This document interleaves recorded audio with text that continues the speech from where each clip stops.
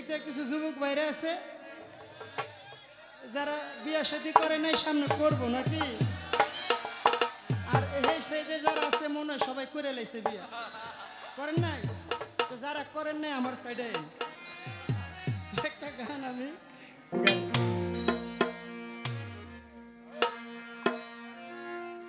ও আজমির লেখা যাবা আমি তোমার দিওয়ানা,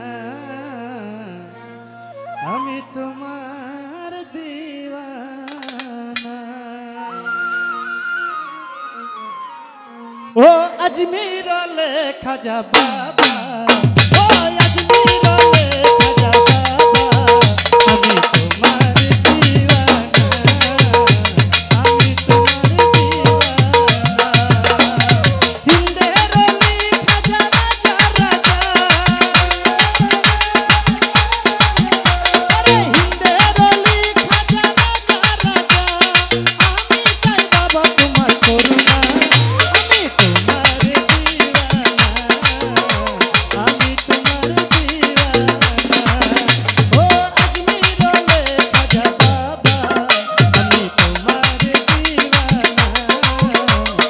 আমি তোমার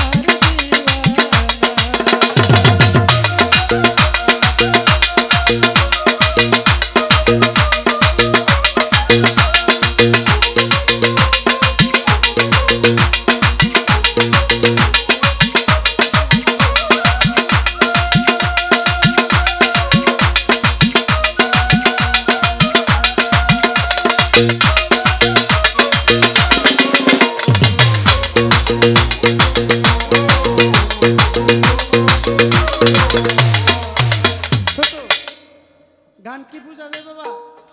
আলহামদুলিল্লাহ একদম করা আরে বাবা রে। কারণ দুই একটা এরকম মানুষ বাউল বিচার গানে থাকা দরকার নাকি? কারণ তার হইলো ভাবের মানুষ, ওলি আল্লাহর দরবারে যাদের ভাব আছে তারাই কিন্তু আসে, আর যাদের ভাব নাই তারা ঘরের ভিতরে ঘুমায়। একটা কথা আছে বাবা, ঘুমাইলে পড়বি ফেরে হারাবি দন 16 আনা। যারা আধ্যাত্মিক গান, যারা তরিকতপন্থী তাদের কাছে এই গানগুলো ভালো লাগে। থাইকো মন সচেতনে জ্ঞান নয়নে ঘুম যায়ও না।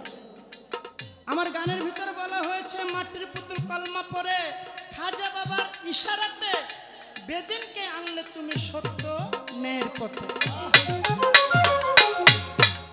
একদিন আমার খাজা বাবা রাস্তা দিয়া যায়, একদল বেদিনেরা কি করিল ভাই, মাটির একটা মূর্তি নিয়া তাদেরকে পূজা যায় করিয়া।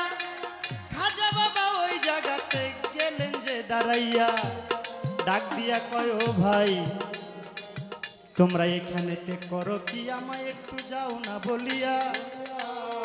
বেদিনেরা বলে আমাদের দেবী মূর্তি, তাদের পূজা করি শোনো মন দিয়া। মূর্তির সামনে কিছু খাবার ওই বেদিনেরা গিয়াছে রাখিয়া। খাজা বাবা প্রশ্ন করলো শোনো মন দিয়া, কয় ও বেদিন এই যে একটা মূর্তি এখানে দাঁড়ায় রয়েছে, তোমরা পূজা করো, মূর্তির সামনে নিয়ে খাবার রাখো, এই খাবার কি মূর্তি খায়? কয় না। কয় মূর্তি তো বানাইছো খুব সুন্দর, মুখ আছে, মূর্তি কথা কয়? কয় না। মূর্তি কি ধরতে পারে? কয় না। মূর্তি হাঁটতে পারে? না। মূর্তি খাইতে পারে? না। কয় যে এই জিনিসটা চলতে পারে না, ধরতে পারে না, খাইতে পারে না, ওই জিনিসটা পূজা তোমরা কোন জ্ঞানে করো? তার আস্তে আস্তে রাগ হইতেছে যে এই লোক কি কয়, আমাদের দেবী আমাদের মূর্তি এটাকে অসম্মান করতেছে, বিষয়টা তো ভালো না। আমার খাজা বাবা বলে এই যে একটা মূর্তি রাখছো, খাজা বাবার সাথে যখন বেদিনেরা কথা বলে ওই সময় একটা কুকুরে আইসা ওই মূর্তির গায়ে পেশাব করতেছে। তারা দূরে থেকে কয় হাই হাই রে, হাই হাই রে, আমাদের দেবীর উপর প্রস্রাব করে, মূর্তির উপর প্রস্রাব করে। খাজা বাবা কয় এই তো সুযোগ, যাও। আচ্ছা, যে মূর্তি রে, মূর্তির গায়ে কুকুরে প্রস্রাব করলে মূর্তি রক্ষা করতে পারে না, তারা তোমাকে কিভাবে রক্ষা করবো? হ্যাঁ, তাদের জ্ঞান চক্ষু খুলতে লাগলো। বললো তুমি যে এসব বলতেছো, তুমি কে? বললো আমি একজন মুসাফির। তোমরা এসব বাদ দিয়া যে আল্লাহ তোমাদেরকে সৃষ্টি করেছে, আমাকে সৃষ্টি করেছে, সেই আল্লাহর ইবাদত তোমরা করো। কয় তোমারে বিশ্বাস করি না। কয় কি করলে বিশ্বাস করবা? কয় যে মূর্তি, মূর্তি যদি তোমার লগে কথা কয় তাহলে তোমারে বিশ্বাস করো। আমার খাজা বাবা মূর্তিকে ইশারা দিয়ে বললো হে মূর্তি, তুমি আল্লাহর হুকুমে কথা বলো।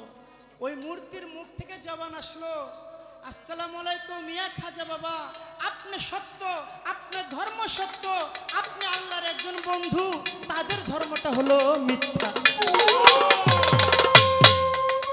তাই আমি এই মূর্তি হয়ে আল্লাহর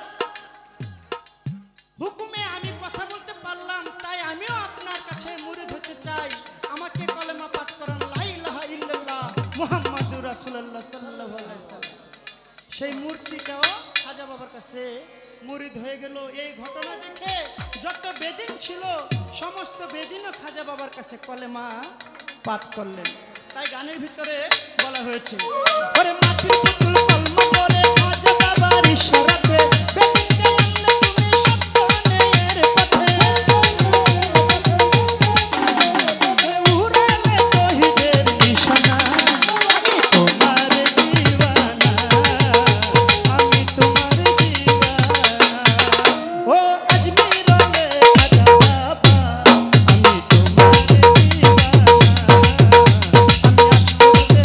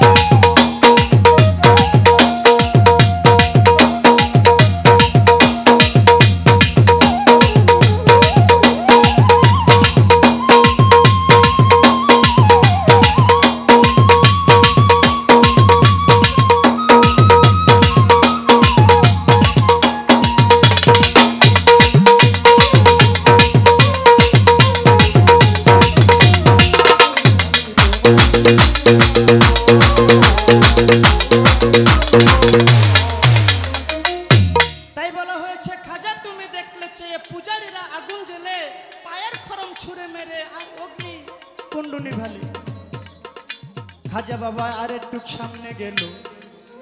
হাঁটতে হাঁটতে গিয়াছে চলিয়া, সে দেখে একদল আগুনকে পূজা করে, শোনেন মন দিয়া। খাজা বাবা সামনে যায়, যায় দেখে একদল তারা আগুনকে পূজা করে। খাজা বাবা বলল, আপনারা কি করেন? যে আমরা পূজা করি। পূজায় ব্যস্ত। কিসের ব্যস্ত? যে আমরা আগুনকে পূজা করি, আগুনকে আমাদের প্রভু মানে। আচ্ছা, যে আগুনকে আপনারা প্রভু মানেন, ওই আগুনের ভিতরে যদি আপনি পড়েন, আপনি কি বাঁচবেন? কয় না। তাহলে যে আগুন আপনাদেরকে বাঁচাইব না, আপনাদেরকে পুরাইব, যে প্রভু আপনাদেরকে পুরাই ফেলায়, ওই প্রভু কখনো অরিজিনাল প্রভু হইতে পারে না। আপনি হলেন তার গোলাম, সে হলো আপনার বান্দা। বান্দা হয়ে আপনার কিভাবে পুরায়? তাদের মাথা নষ্ট হয়ে যায় প্রশ্ন শুনে। বলল, আমি এই আগুনকে যা বলবো আগুন তাই করবে। তারা কয়, আমরা তো পুড়ে যাবো, আপনি কি আগুনের উপরে দিয়ে হাঁটতে পারবেন? খাজা বাবা কয়, অবশ্যই হাঁটতে পারবো। তাদের চোখের সামনে দিয়ে যখন আমার খাজা বাবা আগুনের উপর দিয়ে হাঁটে, যে দেখে খাজা বাবার একটা পশম পরে নাই। সুবহানাল্লাহ। তখন আমার খাজা বাবা তাদেরকে ইসলামের দাওয়াত দিলেন। ওই বেদিনেরও আমার খাজা বাবার ইসলাম গ্রহণ করলেন। তাই গানের ভিতরে বলা হয়েছে, তোমার নামে দোহাই দিয়া পাগল মস্তান আশকানে, পাসপোর্ট ভিসা ছাড়া আজমির যায় জানে জানে। তোমার নামের দোহাই দিয়া পাগল মস্তান আশকানে, পাসপোর্ট ভিসা ছাড়া আজমির যায় জানে জানে। আবুলকে চরণ ছাড়া করো না, আমি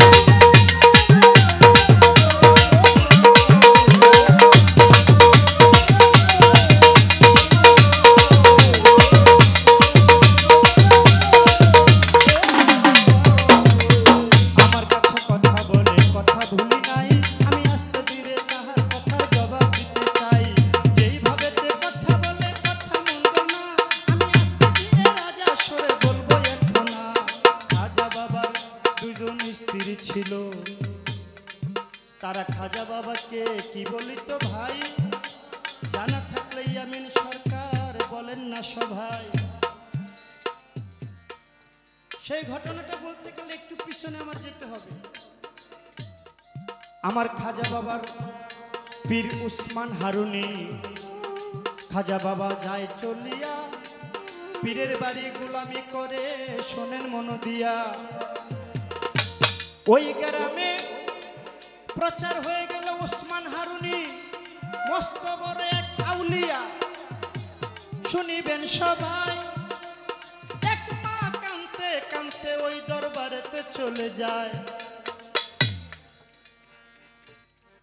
সারা গ্রাম প্রচার হয়ে গেল এমন একজন আল্লাহর ওলি এই গ্রামে আসছে, উনি সবকিছু বলতে পারে।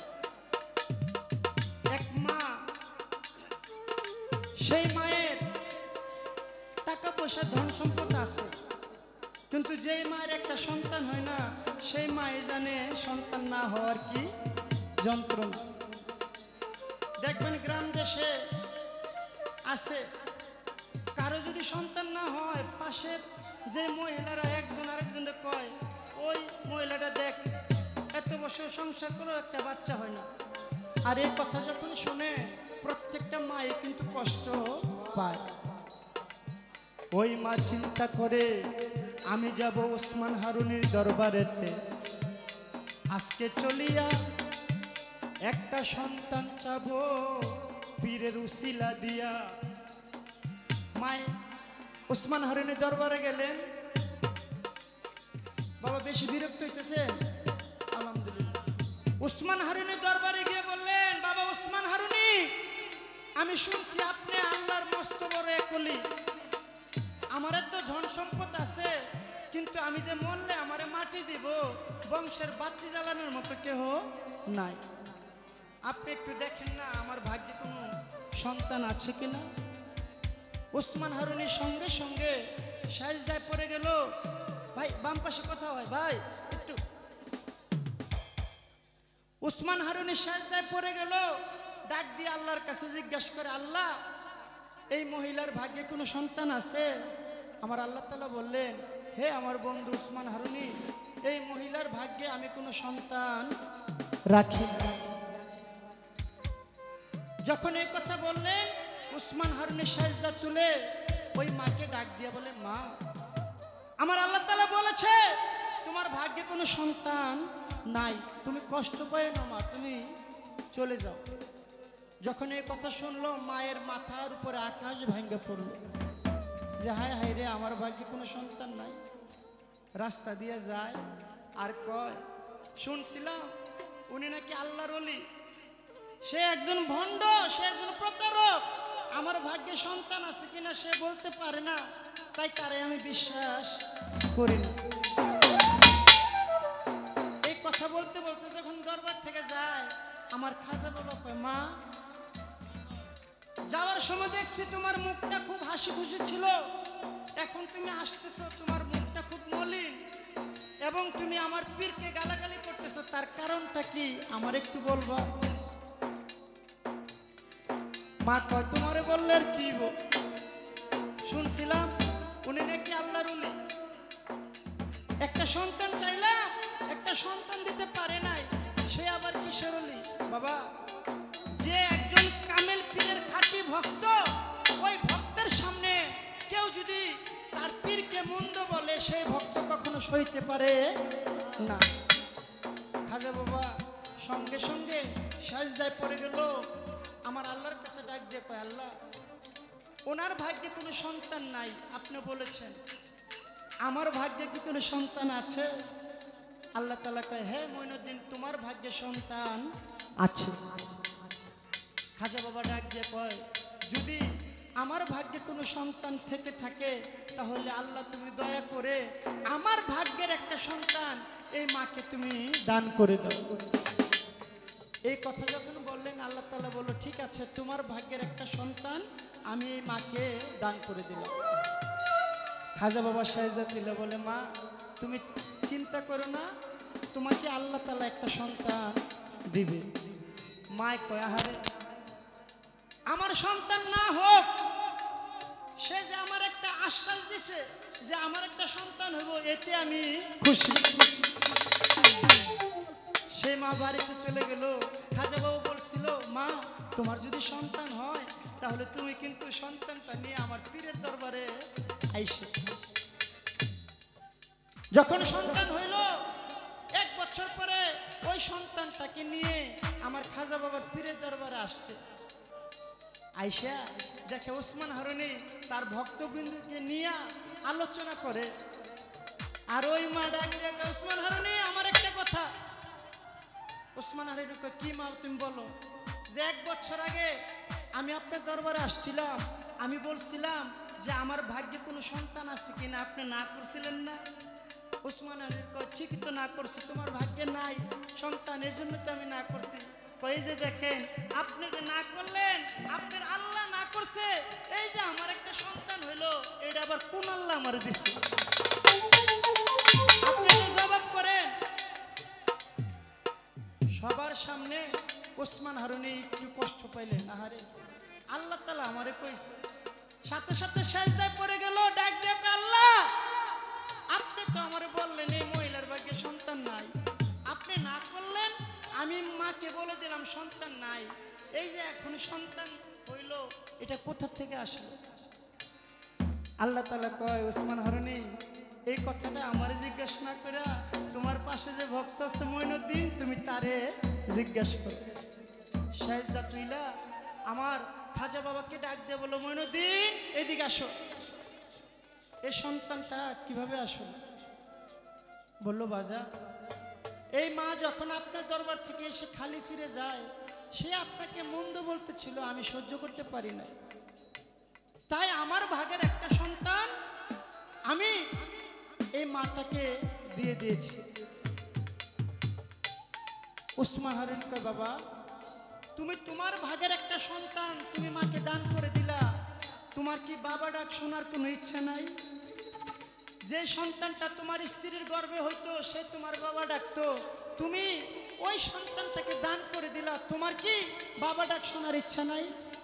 আমার খাজা বাবা বলে, আমার পীরের ইজ্জত সম্মান রক্ষা করতে হইলে এরকম 1000 সন্তান যদি দান করতে হয়, আমি সব সন্তান দান করে দিব, তারপর আমার পীরের ইজ্জত আমি রক্ষা করব।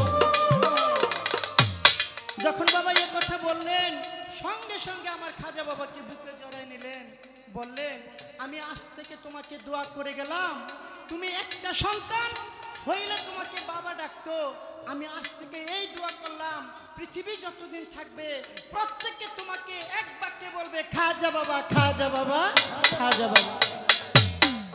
এই যে খাজা বাবার টাইটেল আমার খাজা বাবার পীরের কাছ থেকে চলে আসলেন। তাহলে পৃথিবীর সমস্ত লোক আমার খাজা বাবাকে খাজা বাবা বলবে, কিন্তু কেউ যদি বাকি থাকে তাহলে খাজা বাবার পীর যে দোয়া করছিল ওই দোয়াটা টিকে না, কারণ সবারই তো বলতে হবে। কিন্তু 2 জন স্ত্রী তারা আমার খাজা বাবারে কি করতে, আরে কয় কি, আগে বুঝতে হবে বাবা শব্দের অর্থটা কি। আচ্ছা এই যে খাজা বাবার আমরা খাজা বাবা কই, খাজা বাবা কি কোনোদিন আমাকে বাড়িতে এসে আপনার বাড়ি গেছে? তাহলে বাবা শব্দের অর্থ হলো সুন্দর, বাবা শব্দের অর্থ হলো সুন্দর। আর হলো খাজা বাবার স্ত্রী 2 জন, খাজা বাবাকে কি বলতেন? আচ্ছা বাবা আমি যদি বলতে চাই, আপনি যার কাছে মুরিদ হইছেন, আপনার যিনি পীর, আপনি ওনারা কি বাবা কন না ভাই কন? হ্যাঁ কিছু কন আপনারা? খাজা বাবারে আপনি যার কাছে মুরিদ হইছেন সে হলো আপনার জ্ঞানের পিতা, আপনার হলো বাবা। বাবা শব্দের অর্থ হলো সুন্দর, আমার পীর, আমার বাবা, আমার জ্ঞানদাতা, আমার জ্ঞানের পিতা। আমার খাজা বাবার 2 জন স্ত্রী, সেই স্ত্রীও 2 জন খাজা বাবার কাছে মুরিদ হয়েছে। খাজা বাবার স্ত্রী খাজা বাবার কাছে মুরিদ হয়েছে। এখন এই মুরিদের দিক থেকে যদি বাবা বলে, তখন ওই স্বামী তালাক হইতে পারে না। খাজা বাবার পীরের দোয়া ঠিকানার জন্য তারা গুরু হিসাবে আমার খাজা বাবাকে বাবাই বলতেন, কিন্তু স্বামী হিসাবে তারা ওইভাবে, স্বামী স্ত্রীর একটা মধুর ডাক আছে। কি ডাক? ও কই বিয়া করছেন না কেমন বুঝলেন আপনি? ঠিক আছে, বিয়া না করলে কি চলনে তো গেছেন। খাজা বাবার এরকম একটা মধুর ডাক ছিল, কই গো শুনছনি, এরকম একটা ডাক। কিন্তু পীরের ওয়াদা রক্ষা করতে গিয়া ওই গুরু ভক্তের ভিতরে তখন খাজা বাবা কে তারা বাবা বলে ডাকতেন। এই তো একটা কথা ছিল আর তো কথা নাই, এইবার একটা কঠিন কইরা জিগাইবারে চাই রে, জিগাইবারে চাই রে। ওরে যেমন দিবেন তেমন পাইবেন, ওরে যেমন দিবেন তেমন পাইবেন, ওরে কিছু মায়ের কম পাবেন, যেমন দিবেন তেমন পাইবেন। বাবা আমার জন্য একটা পেছের ভিতরে ফেলাইছে, যে ডাক লইয়া কি শোনা মনে, আরে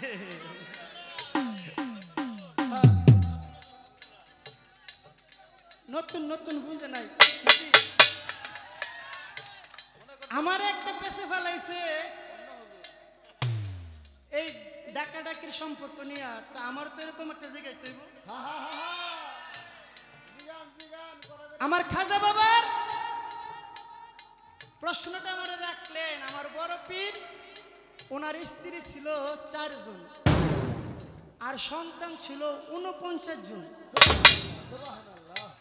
4 জন স্ত্রী, সন্তান ছিল 49 জন, 27 জন মেয়ে, 22 জন হলো ছেলে। এই 22 জন ছেলের ভিতরে, আচ্ছা আপনার ঘরে যদি ছেলে হয়, ছেলে আপনার কি ডাকে? বাবা ডাকে না? এই 22 জন ছেলের ভিতরে একটা ছেলে বড় পীরে ভাই কইতো।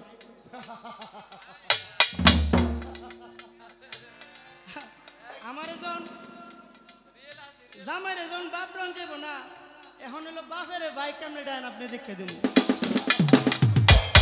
আপনি কইবেন বড় পীরে একটা ছেলে বড় পীরে ভাই কইতো, এর কারণটা ছিল কি? এই পর্যন্ত কথা রইল,